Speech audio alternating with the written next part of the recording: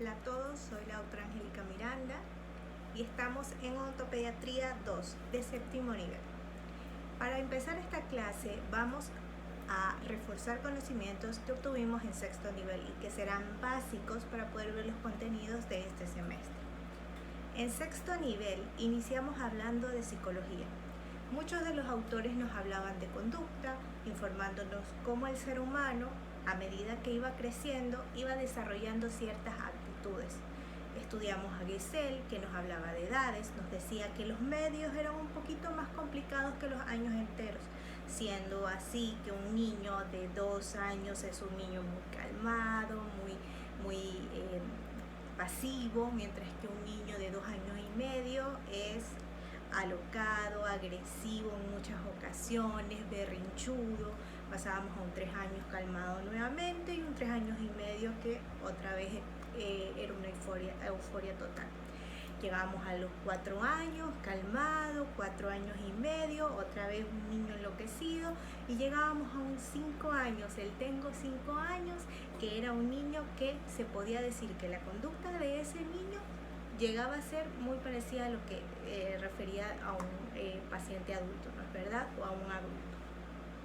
Decíamos que su conducta era el vaivén de todas esos cambios de actitudes que había tenido en esa doble vía que decíamos que era el tomar dos decisiones, o sea, una decisión de 2 opciones. El niño no sabía que antes tenía 2 opciones, y entonces cuando sabe que ahora tiene 2 opciones, el camino de la doble vía no es fácil, porque no tiene cómo aceptar o entender cuál de las 2 opciones es con las que quiere quedarse, ¿no? Entonces el niño se cierra en esa decisión de querer tener que escoger, y él quiere las 2 opciones y no deja aceptar la ayuda, ¿no es verdad?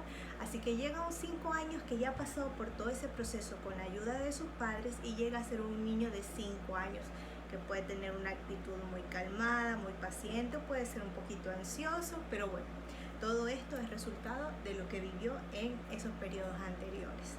También vimos a Freud. Freud nos hablaba de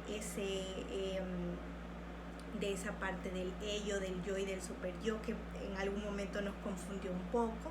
Yo les explicaba que el ello es todo lo que es un instinto, con lo que un niño nace. Un niño nace y empieza a llorar. ¿Por qué llora? Porque tiene hambre. ¿Por qué llora? Porque tiene frío. Y él llora, y yo le digo, cálmate, deja de llorar. No se va a calmar, él no se calma. ¿Por qué?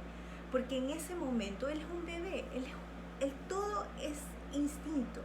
Él no sabe lo que está bien o lo que está mal. Él de valores no entiende nada. Él solamente sabe que necesita algo, y si necesita algo, él demuestra que lo necesita. ¿Sí? Entonces, ese era el ello.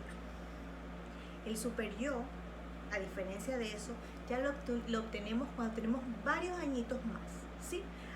A decir verdad, en general, es a los escolares. Pasada la preescolaridad, ahí ya sabemos lo que son valores. Entendemos lo que está bien, lo que está mal, cuando algo no lo debo hacer, cuando algo lo puedo hacer, cuando algo debo pedir permiso para hacerlo. Yo sé que tomar algo que no es mío no está bien. Un niño de 2 años toma algo que no es suyo, y ya vimos a Gesell, ¿no es verdad? Gesell nos decía, el niño piensa que todo es de él. Pero un niño mayor ya sabe que si tomo algo que no es mío, no está bien, porque es de alguien más. El super yo dice lo que está bien y lo que no está bien, ¿sí?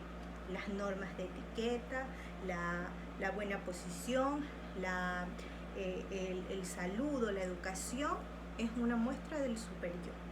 Mientras que el ello era una parte equilibrada entre los dos. El ello es lo que somos nosotros, un intermedio entre el ello, que es puro instinto, y entre el super yo, que es puro valor.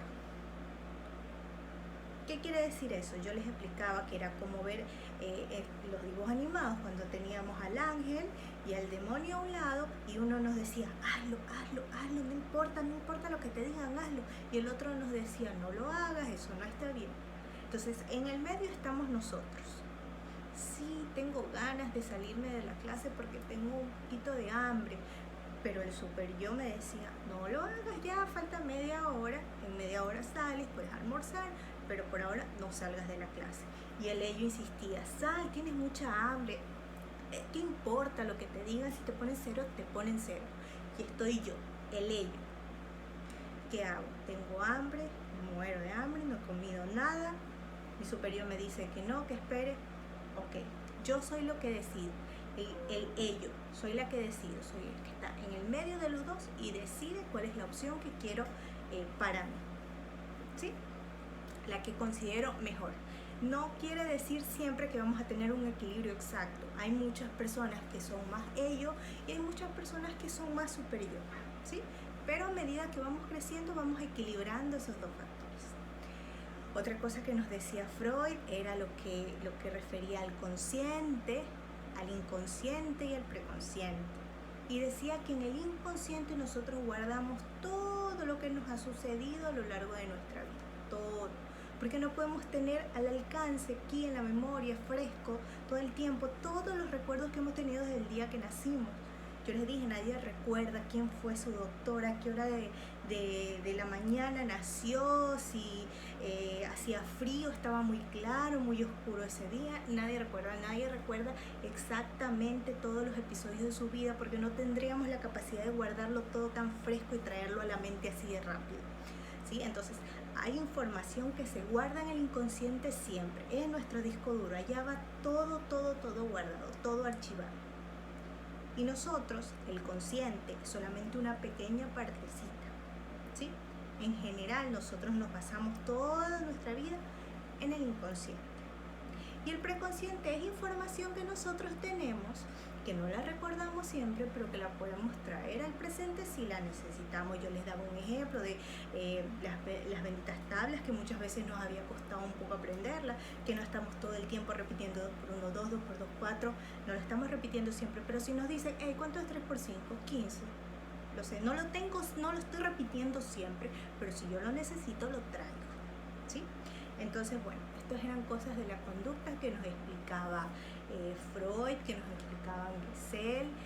Vimos a otros autores, vimos a Piaget también, que nos ayudó muchísimo en la parte de odontología, que nos explicaba del animismo, que estamos en una edad cuando somos pequeños, que creemos que todo tiene vida, ¿sí? Y que en la parte odontológica tenemos que explicarle al niño que un sillón odontológico no se mueve solo, que soy yo la que lo muevo, que la pieza de mano no gira sola, que soy yo la que presiona con el pie el rióstato y con eso funciona.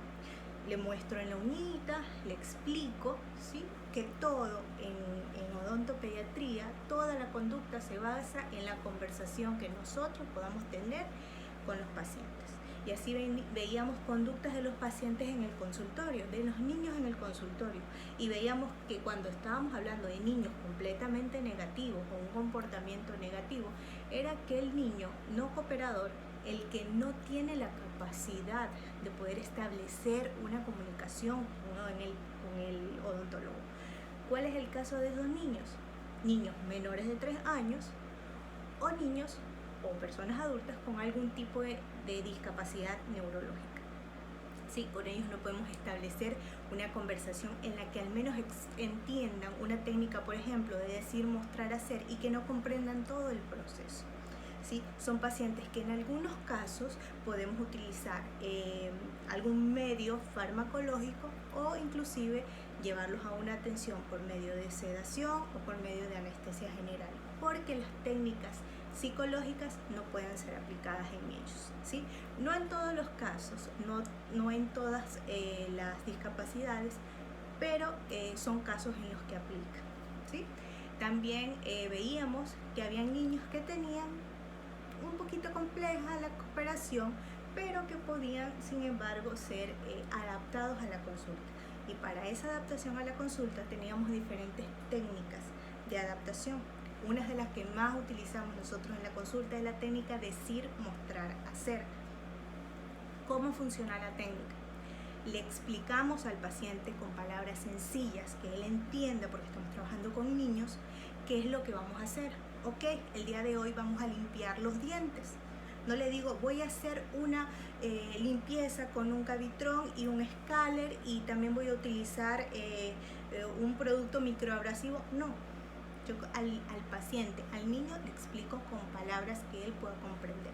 Entonces yo le digo, el día de hoy voy a hacer una limpieza en tus dientes, vamos a dejarlos brillantes, si tengo que curar una caries, el día de hoy vamos a curar una muelita que tiene un agujerito, dentro está un poquito sucia, entonces con esto y empiezo a mostrar. Primero digo, después muestro si voy a utilizar pieza de mano, muestro la pieza de mano, muestro cómo funciona la pieza de mano, presiono, si lanza agua, lanzo agua en su manito, si tiene que girar la fresa, lo muestro en su uña, si tengo que usar el micromotor, muestro con el cepillo en la uña cómo funciona, ¿sí? Y después lo hago en su boca, ¿sí? Entonces le explico, le muestro los instrumentos y después lo hago, viendo cómo él aceptó o adaptó el tratamiento. No quiere decir siempre que yo voy a atender al niño el primer día en la consulta. Puede que solamente ese día lo reciba, puede ser que ese día solamente converse con él, puede que solamente lo adapte y no me permita tocar su boca, ¿sí? Eso también es aceptable, porque el niño tiene que pasar todo el proceso de adaptación, entenderlo, asimilarlo, ¿sí? Es una parte de la resiliencia que tiene todo ser humano. Tiene que aceptar el proceso. Ok, entonces ahí estábamos con la parte de psicología. Después pasamos a una parte de odontogénesis. Nos explicaba que los dientes se forman entre la quinta y sexta semana de vida intrauterina, que iniciamos con los dientes deciduos, que los dientes permanentes generalmente se forman al quinto mes de embarazo y que se forman por palatino o lingual de los dientes temporales, ¿sí? También vimos que habían diferentes etapas de la formación. Teníamos una etapa de iniciación, donde esa membrana basal o esa lámina basal que estaba entre el ectodermo y el mesodermo empezaban a proliferar muchísimas células, pasaba esa etapa de proliferación, que no es nada más que multiplicación de células.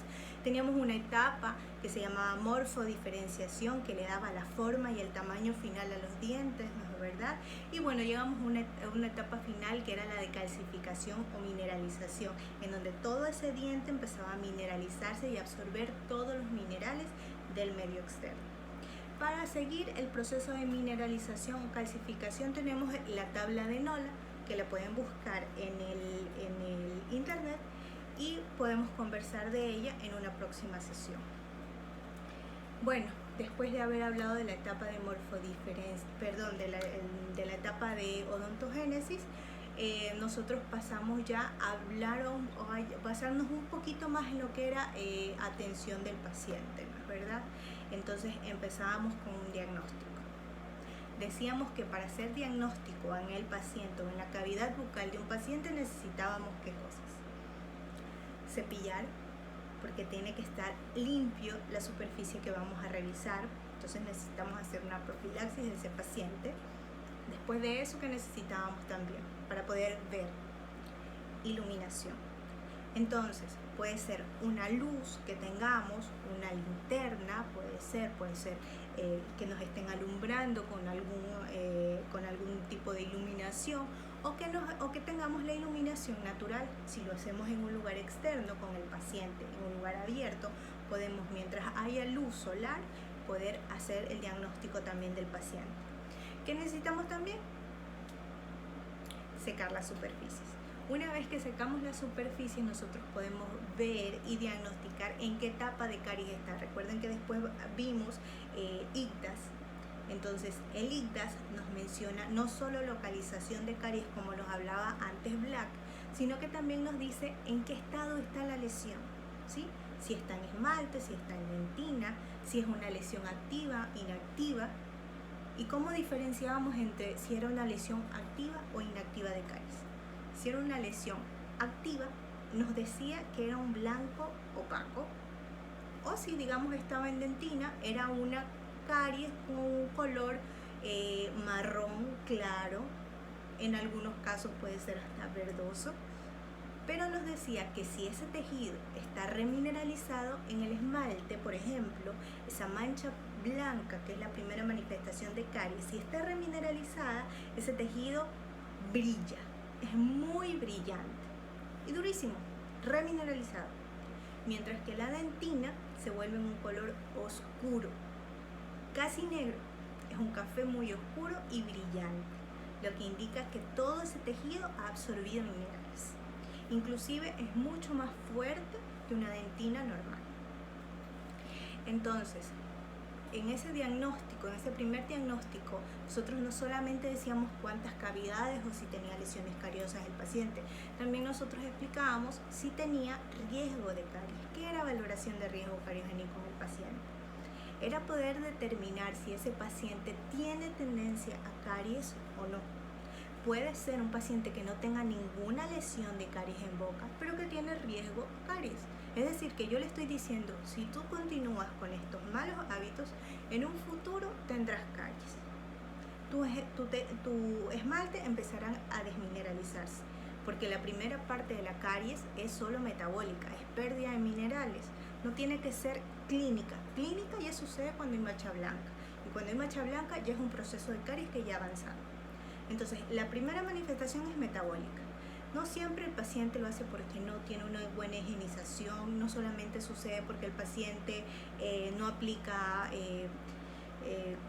productos fluorados, no siempre tiene que ver porque el paciente no cuida su alimentación y consume alimentos cariogénicos. Puede ser que no tenga que ver con esos aspectos. ¿Qué otros aspectos encontramos aquí? Por ejemplo, un paciente que nunca había utilizado una aparatología de ortodoncia y de ortopedia y que al aplicarla aumenta la cantidad de carga bacteriana, la placa o biofilm se aumenta, entonces lo hace con riesgo a caries, ¿sí? También tenemos el caso de pacientes que empiezan a tomar algún tipo de medicamento que disminuye el flujo salival. Nosotros sabemos que la saliva es un factor protector contra las caries, entonces si estamos tomando algo que disminuye la cantidad de saliva, vuelve al paciente con riesgo de caries. Otro ejemplo podría ser que los cuidadores de ese niño tengan caries. Por ejemplo, es cuidado por la niñera, hace mucho que la niñera tiene caries, muy posiblemente el microorganismo que tiene que forma la caries, como es el estreptococo y el lactobacillus, se ha transmitido al paciente. Recordamos siempre esta idea, este concepto actual de caries que nos menciona la OMS, que por cierto está subido en su página principal, en su aula virtual, está un foro que va a hablar sobre los conceptos de la OMS sobre caries, y ahí lo podrán encontrar. Cuando la OMS menciona que la caries es una de las enfermedades no transmisibles, lo que cambió radicalmente el concepto de caries, ¿no es verdad? Porque antes decíamos siempre, la caries es una enfermedad infecciosa que producida por... Entonces, ahora ya decimos que no, la caries no es infecciosa. Nosotros transmitimos el microorganismo, pero no transmitimos la enfermedad, ¿sí? Entonces, la enfermedad se produce si nosotros el medio se lo adaptamos al microorganismo para que él pueda desmineralizar el esmalte y pueda generar caries, ¿sí? O pueda desmineralizar el esmalte y romperse y formarse una cavidad de caries o una lesión de caries, ¿sí? Entonces, bueno, eso era la valoración de riesgo del paciente. Si una de las opciones, porque nosotros utilizamos la tabla de ALOP, si una de las opciones era afirmativa, es decir, bien, el paciente empezó a utilizar aparatología de ortopedia, ok, entra a ser un paciente de riesgo cariogénico identificado. ¿Cada cuánto yo tendré que hacer consultas en ese paciente? ¿Cada cuánto tendré que hacer controles? 2 meses, 3 meses, cada 4 meses. No siempre un paciente se citará cada 6 meses a control. Recordemos que si citamos a un paciente a control cada 6 meses o una vez al año, es un paciente que está identificado sin riesgo de caries, ¿sí? Entonces, dejemos claro esa parte. Y bueno, identificamos que el paciente tiene riesgo de caries. ¿Qué opciones tenemos ahora para brindarle al paciente para evitar esas caries? Una de las acciones y factor protector profesional es el uso de los fluoruros, tanto en casa como si lo hacemos en el consultorio. ¿Cuáles son los que podemos utilizar en casa? Colutorios, pastas dentales. ¿Cuáles podemos utilizar en el consultorio? Fluoruros. En este caso pueden estar el acidulado, que es el flúor que tiene los colorcitos, que tiene los sabores. Tenemos el flúor neutro, que es un flúor transparente que generalmente utilizan en periodoncia. Yo les hago referencia más a cómo los ven, porque suelen recordarlos más cómo aparecen, ¿sí? Entonces uno dice flúor acidulado, nos dice 1.23%, el otro nos dice flúor neutro, 2%. Entonces si nos dice 1.23% y el otro nos dice 2%, tiene más flúor, más contenido de flúor el que tiene 2%, no es así. El flúor neutro tiene 9.000 partes por millón de flúor, mientras que el flúor acidulado tiene 12.300 partes por millón de flúor, ¿sí? El barniz de flúor es un flúor también con un pH neutro, pero tiene 22.600 partes por millón. Entonces, si yo estoy nombrando 3 porcentajes diferentes de flúor, ¿por qué yo escogería quedarme con el flúor acidulado, por ejemplo? Si me están diciendo que el barniz de flúor tiene más concentración de flúor. ¿Por qué? Porque el flúor acidulado, al ser de un pH ácido, baja el pH de la boca y abre los espacios interprismáticos y permite la entrada del flúor para que se pueda enlazar con la estructura del diente. Entonces no solamente queda en la superficie como ocurre con el barniz de flúor o con el flúor neutro, que queda en la superficie como un reservorio, como fluoruro de sodio.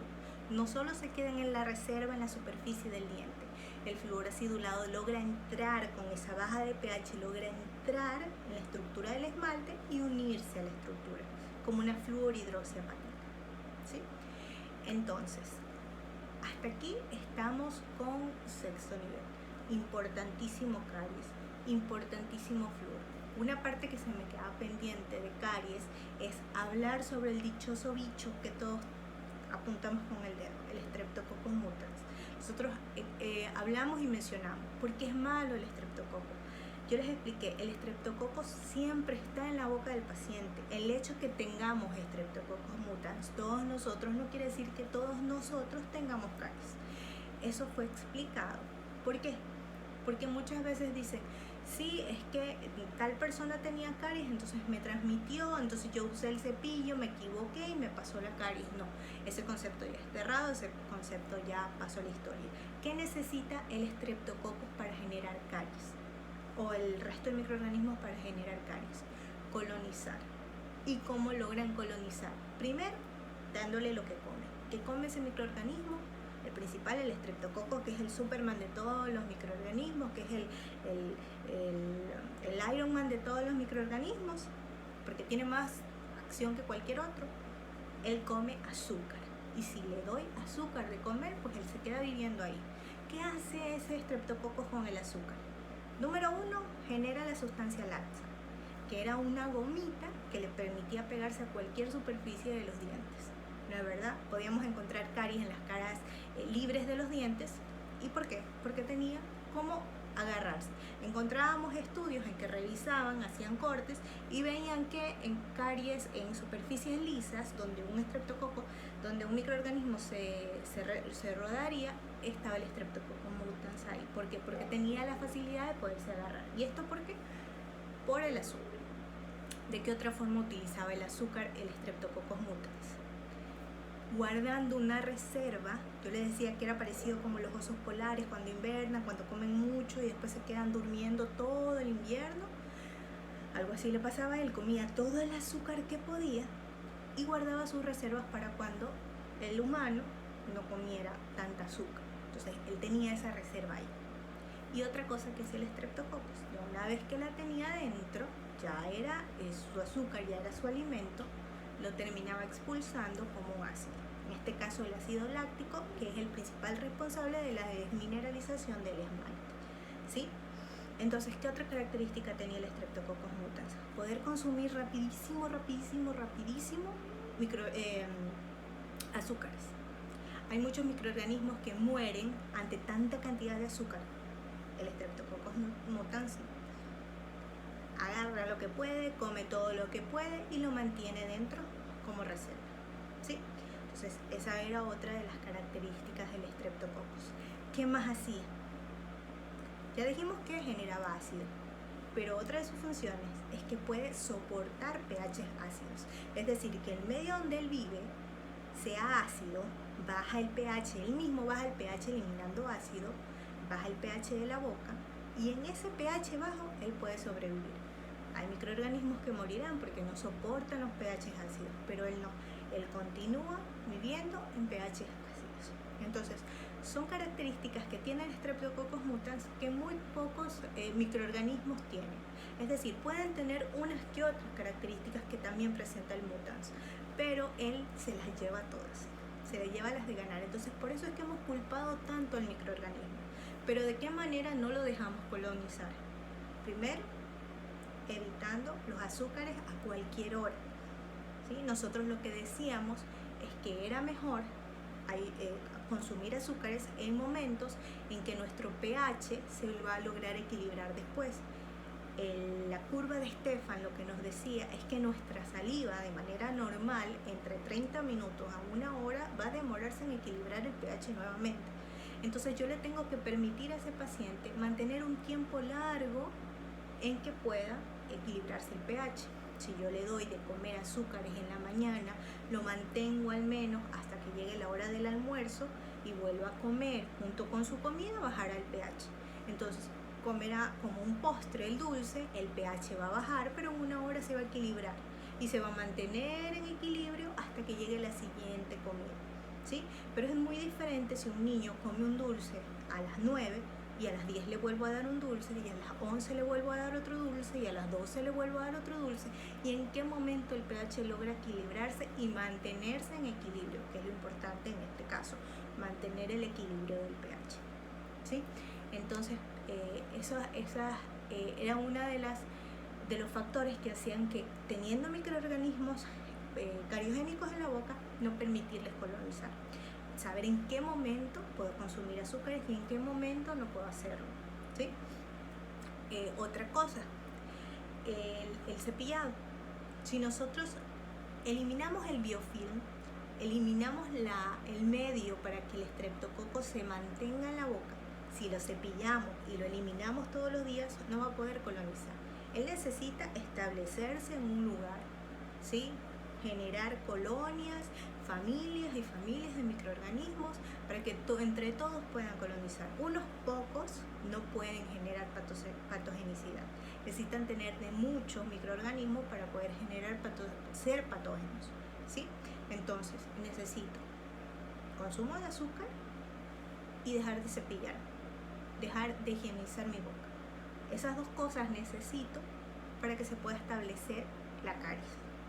Entonces, ese concepto nuevo de caries que nos decía, la caries es una enfermedad biofilm azúcar dependiente. ¿Por qué? Porque requiero de las dos cosas para poder establecer y generar el proceso de caries. Bueno, chicos, entonces por el día de hoy hemos terminado ese refuerzo de contenidos de 6º nivel.